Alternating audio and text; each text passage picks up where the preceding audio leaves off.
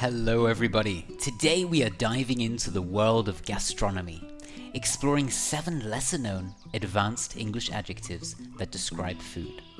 Whether you are looking to pass an English exam, impress those around you, or simply enrich your vocabulary, this video is for you. So let's jump right in. Our first word today is ambrosial, an adjective of divine origin. This heavenly term describes something with an extremely pleasing taste or smell. An example: my visit to Copenhagen wouldn't have been complete without sampling the Ambrosial Danish pastries. Each bite a perfect blend of flaky crust and sweet, creamy filling. Keeping with our divine theme, next up we have Nectarius. This word refers to something deliciously sweet and pleasing, just like nectar. It is a great term to describe desserts or sweet drinks, and as someone who has a sweet tooth, this term is particularly useful for me. An example: the Nectarious watermelon was incredibly refreshing on the hot summer day.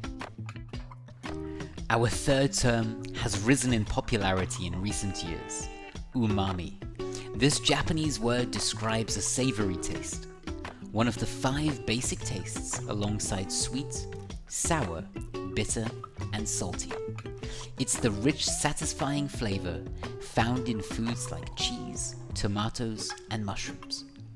Example: in the traditional British dish of fish and chips, peas provide a contrast of umami flavor to the saltiness and crispiness of the battered fish. Tantalizing is our 4th adjective, describing not just the appeal of food, but the strong desire it evokes.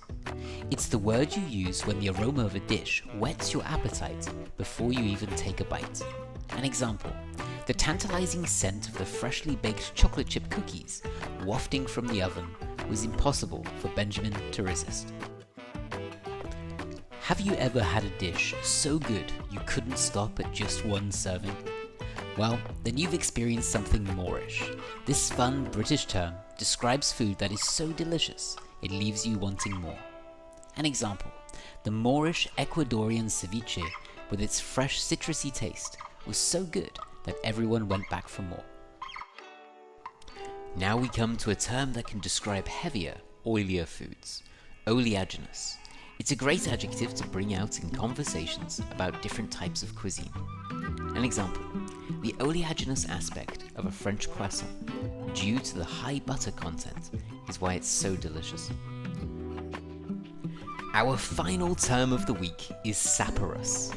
This term is derived from the Latin word for taste, and it describes food that has a strong, pleasant taste. It is a delightful term to use to describe a dish with layers of flavor that just burst on your tongue. An example: the Saparos freshness of a berry smoothie is a great way to start the day. And there we have it, 7 adjectives to spice up your food-related conversations. If you enjoyed today's episode, please like and subscribe. Until next week, bon appetit and happy language learning.